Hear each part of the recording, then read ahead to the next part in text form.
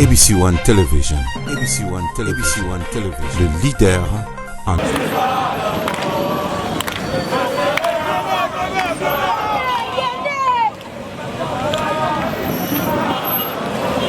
Comment des polices ça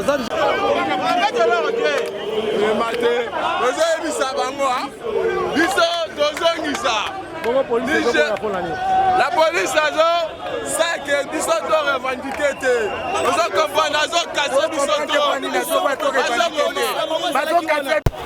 Voilà, mesdames, messieurs, nous devons comprendre awa tozali juste en entrée il y a ambassade d'Afrique du Sud beaucoup na baye baza en vacances awa ba Afrique du Sud bangoyo na baye ba population baza ko la qui sa mécontentement na bango par rapport au ya traitement aux autres en Afrique du Sud bazo boma ba ndeko na biso ba congolais kuna en Afrique du Sud mais curieusement tout monde police c'est ko boya population est à franchir ligne pendant qu'on commence devant ambassade d'Afrique du Sud pour que basa la déclaration pour que ba bisa ambassadeur que trop, c'est trop. Peuple congolais en a marre de continuer à constater, mais vous remarquez que la police est vraiment intercalée, empêcher la population à ça, là, mouvement à 10 mètres on a entré à l'ambassade d'Afrique du Sud. Voilà. D'ailleurs, il faut en Afrique du Sud, mais qu'est-ce qui se passe aujourd'hui? Vraiment, ils ont vraiment marathon, mais donc, tu vas manifester le roman et après, on va voir à suivre. On a une émotion. On a une grande famille. Donc, vraiment, dans ce bâtiment, on a des donc, d'ailleurs, manifester, mauvaise voix à l'ambassade de Bango, donc, I don't know. La police, ils ont police to manifester marche na ebite pour la nini bango na bango mabiso bazo tumba biso vraiment tendero luka vous comprenez mais nous avons gouvernement congolais na ebite neni ba opekisa biso pour la nini biso to manifester le moment bobile bomo pekisa vraiment c'est dégueulasse le bas olobini moni bango biso ba congolais toza ba pire on a ni pas to annoncer ki bango to linga ba to ya brisque malama to linga to sala non faut pas manifester pour ça ba loi eza légitime bako boma batu ko banyama te batu bazali batu der bazo boma batu donc bazo dinga comment ndenge police azo peksa kuna ba police bango eza ko inquiéter population te mais ah to moni police eza ko inquiéter population to moni ba image ba policier ba telemi au moni bazo ki pété bazo tika bazo mutu déjà kufa bazo ba mema bango biso zala donc policier asa complice na makambo biso ba policier ya to zo comprendre to boma biso kuna zaka ndeko noir mindele ba otika bango ezala aba politique kuna ba complice biso zala kuna toujours ba des années juste des années gouvernement congolais bolo belo Félix okangi maboko vraiment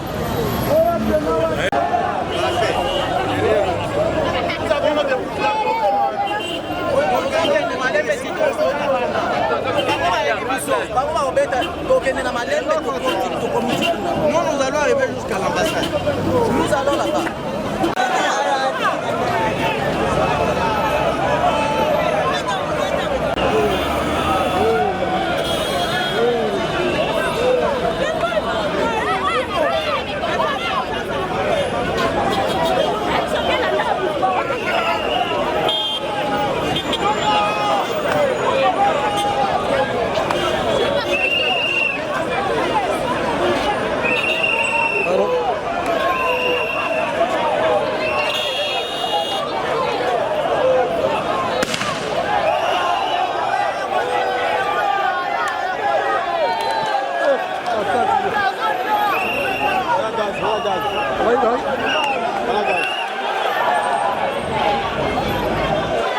Mboko yo hein mabanga te mabanga te boma mabanga te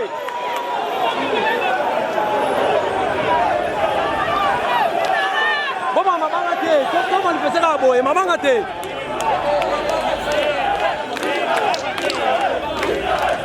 de mamasa mabanga te to manifester ka boye mabanga te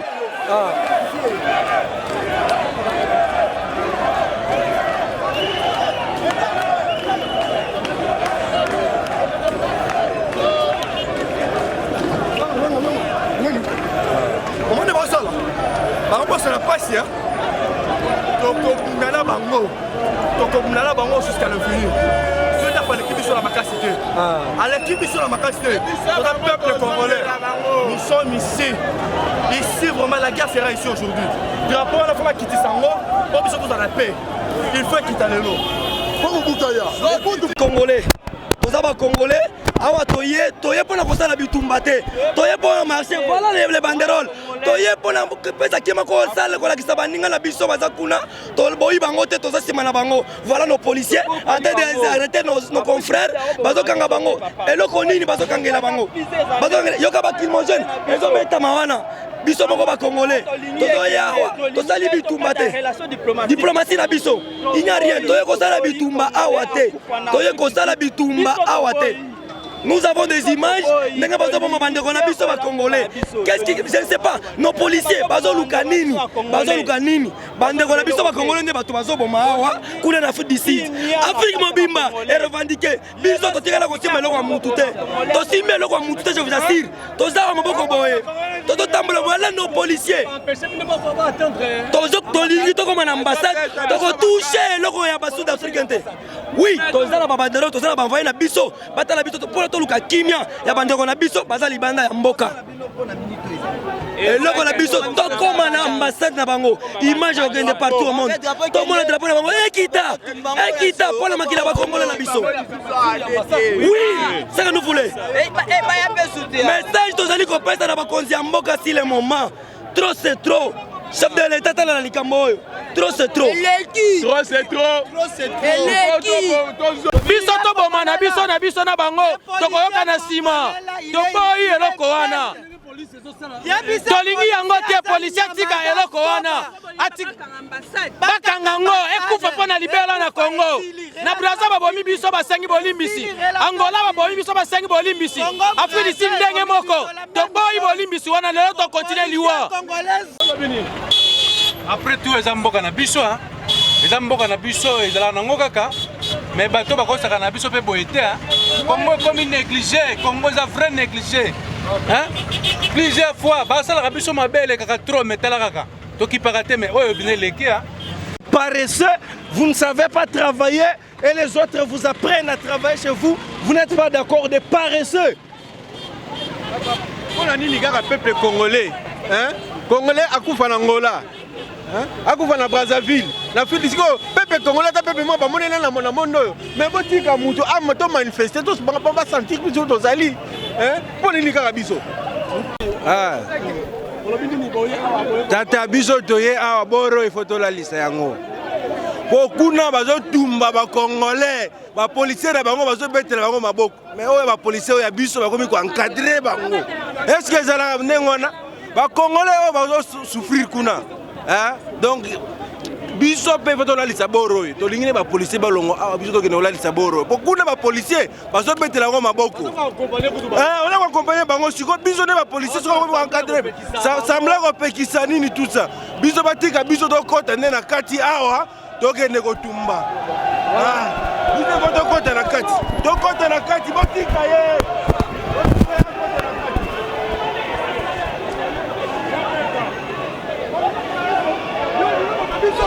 Yo, le va biso.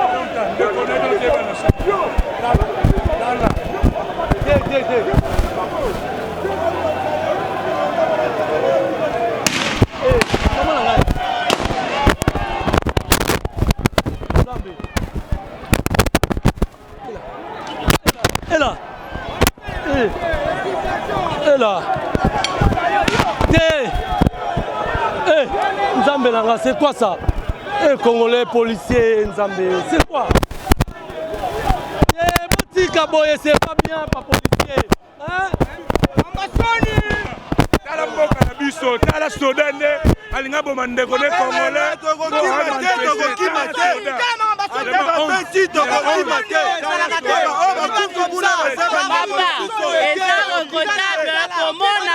Gouvernement congolais,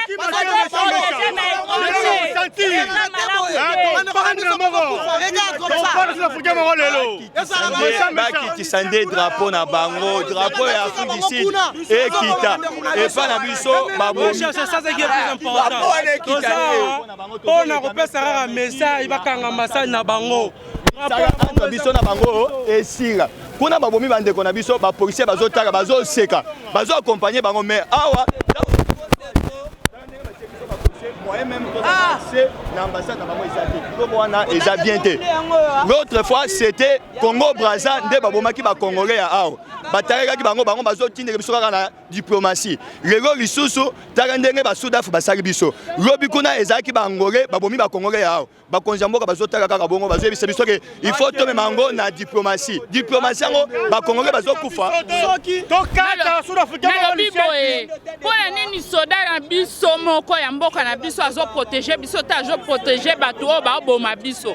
Yango biso na mboka o to sala nini ba konzina biso ba koka même pas quoi agir. Est-ce que biloko boye vraiment eza malamu liboso ya ambassade batika pe ba agir ndenge mboka nyoso bazo ko agir. Pourquoi bazo boye biso to agir awa ba Congolais ba sala nini na Angola ba Congolais ba tumabe tala ndebe maltraiter biso Congo Brazzaville ba mboka nyoso soko tenda ba réseaux sociaux ezala ba mboka mususu batandi ba Congolais miliongo ba kata bango mitu moko ba Congolais ba sala nini na mboka président vraiment en tout cas ezala basi ezala mibali na biso ba nyoko ma papa Félix ezani liboso ko agir est-ce que ça boye vraiment le peuple yango kuna le peuple d'abord yango yango yo babomi ba Congolais kuna ah moi et biso to réagir les athées to manifester pacifiquement. Tu as une intention au Boukate, mais bango va empêcher biso de manifester. Ceux qui va continuer pour te relaxer, ça va on te taper dans ma casse, il y a resala oh bandeko kuna Afrique du Sud basali.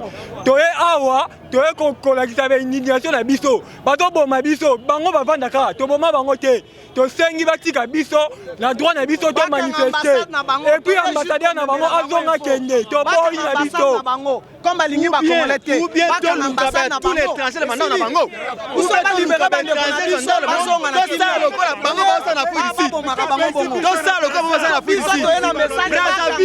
Brazzaville, Angola, Afrique du Sud. Comment ça la bangoni?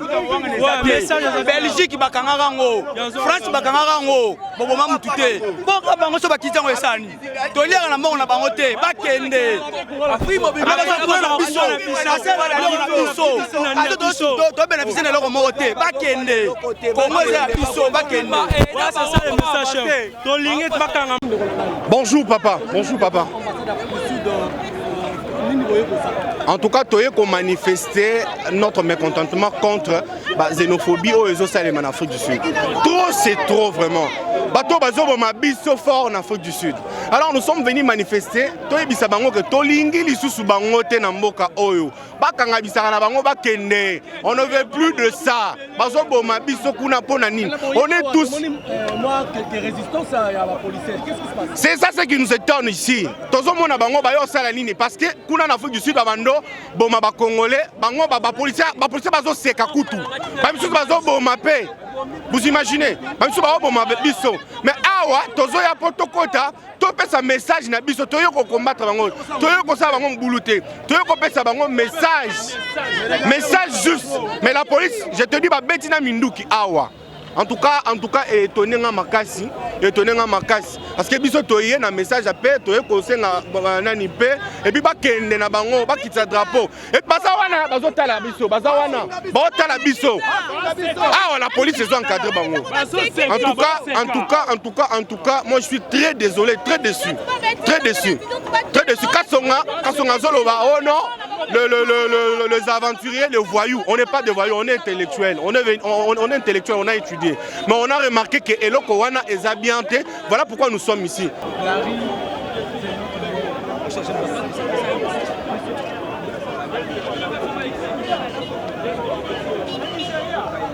Franchement, Bandeko Balandi, il faut comprendre que ça vraiment que Boya va franchir ligne Wana, de beaucoup la police, c'est Awa, donc les étudiants va se mobiliser. Il y a encore population Awa pour que détruire, mais juste une déclaration devant l'ambassade pour hausser ton pour leur dire que ce qu'ils font en Afrique du Sud, ce n'est pas bien. Ils doivent cesser. Malheureusement, la population a été empêchée d'entrer à l'ambassade, donc on ne sait pas qu'est-ce qu'on peut faire. Donc là, vous regardez, il y a des gens, hein, il y a tout le monde, les étudiants, toutes tendances confondues, hein, voilà. Voilà, merci. Donc il y a les activistes, il y a droit de l'homme, les activistes sont là. Voilà la police, voilà la police, voilà ce que fait la police, voilà. Donc voilà, c'est vraiment malheureux, c'est malheureux. Donc, on commence à nous. Baba qui gaz.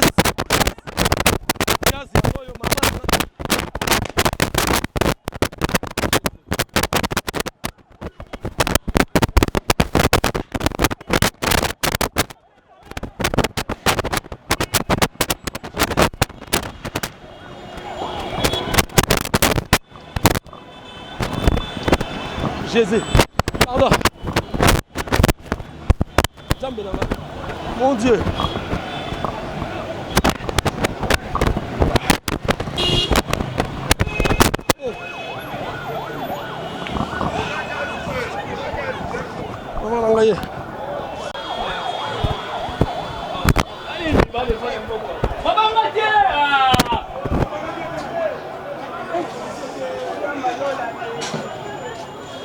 Babouaki gaz, maman Nzambe.